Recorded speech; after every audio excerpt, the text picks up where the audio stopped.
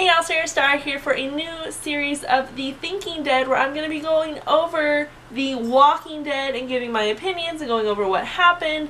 So the first part of this is going to be a non-spoiler part. So you can watch this if you haven't seen the episode yet, and then a little bit later on, bye! So I need to cover the first episode of season 7 because that was last week. Just like a quick overview. I mean, if you haven't watched it yet, this part's a spoiler because, sorry, it's been a week, and I'm sure you've seen it all over social media anyways. So, going into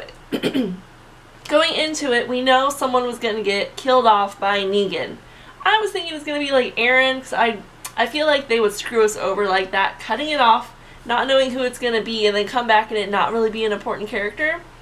But we saw it was Abraham, who, he's not like the star of the show, but I mean, he was a good character. I enjoyed him. He was funny. And him and Sasha had a whole thing going on, and then that's not going to work out now. But the shocker, which is kind of not the shocker because I haven't read the comics, but I do know from the comics that Glenn gets killed by Negan. And that is what happened. That eyeball. It was really gross. And it was just so sad. When a character that I like dies, I'm sad about it, but I actually cry when I see someone that loves them have to see them get murdered. So, Maggie, like, that broke me down. I'm just like, oh my god, I can't handle you being sad. I'm like, your husband just died and your baby daddy. So, it sucks. It really sucks. But Negan's character, it's like you love to hate him, mainly because it's Jeffrey Dean Morgan, and I don't know who doesn't love him, and so him playing this character seems pretty good so far. So I thought the season started off pretty good with that episode because we've been waiting to find out who's going to die.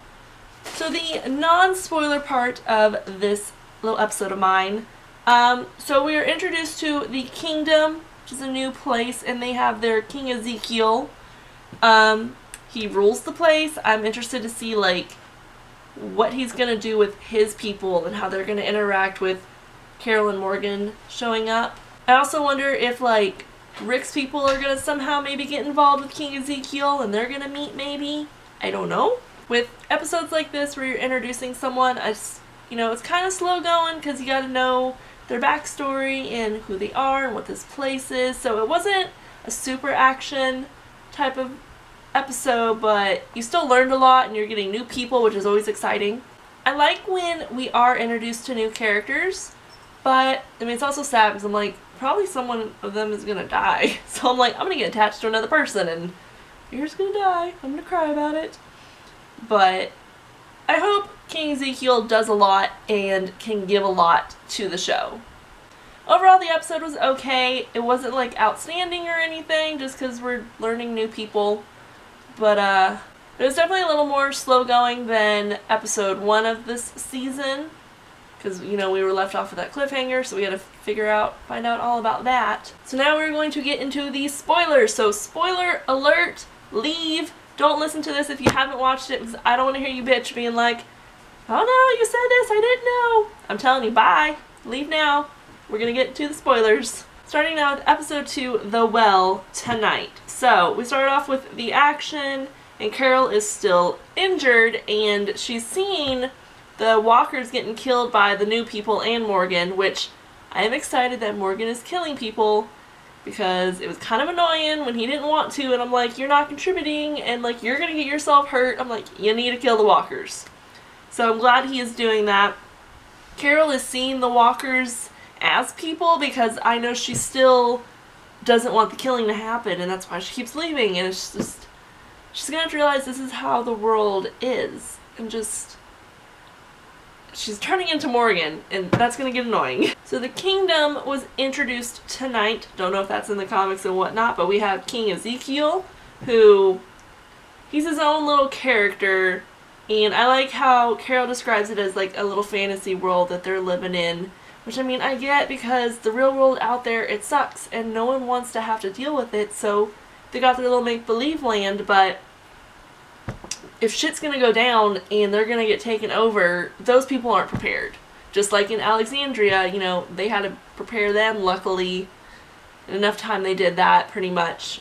So I don't know what's going to happen with this group of people. I love Carol's little characters that she gives herself, because at Alexandria, you know, she was the sweet little Susie homemaker, which we all knew she was still badass, though.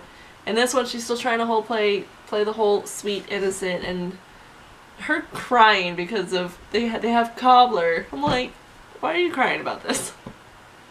But she definitely adapts to her surroundings. And it's just funny, she keeps saying everything's so amazing, and the kitty, Shiva, I'm very excited about that, because, like, who doesn't want to see a big fucking tiger in The Walking Dead? I mean, I want to see that tiger, like, tear up some walkers, though. Like, let's get some action with her. I think it's interesting that Morgan is training Ben with the staff. Since he's not picking up any of the other weapons and everything, so that's kind of interesting and cool to watch. I was starting to wonder why Ezekiel had an interest, like a fondness towards Ben and, you know, needing to protect him, but then we find out his dad, I guess, is kind of part of the court, if you want to get to the kingdom royalty terms, and so he was good friends with the dad, so he probably feels obligated to look out for the boys. So my own little theory, I think that Morgan is going to try to leave the kingdom eventually, and he's going to want Ben, because I think they're going to get a closeness from the training they're doing. And I think Ben's not going to want to go because he has Ezekiel that, you know, obviously he's looked up to longer than Morgan, and I think Ben's just going to die. I really don't want him to die. I do want to see him, like, progress in the show. I really like the interaction between Ezekiel and Carol. I am, like, shipping them, as the youngins say. I really want to see them together. I liked his realness that he was showing Carol, but also he said, don't bullshit a bullshitter, so I don't know if he's bullshitting her back. But I mean, I feel like he was opening up, and that was really nice to see. So this episode, I mean, it was good, but it was boring. But usually episodes, when you have a new place and new people, you gotta get the layout of it and the feel and the background story. So, I mean, it's just whatever. I'm glad the sneak preview for next week, we get Daryl back. I don't know if he's gonna go crazy, because it looks like they got him locked up. I don't know what's going on with that. So yeah, I'm ready to see what happens, because The Walking Dead is just awesome. 7 seasons in, jeez, so much.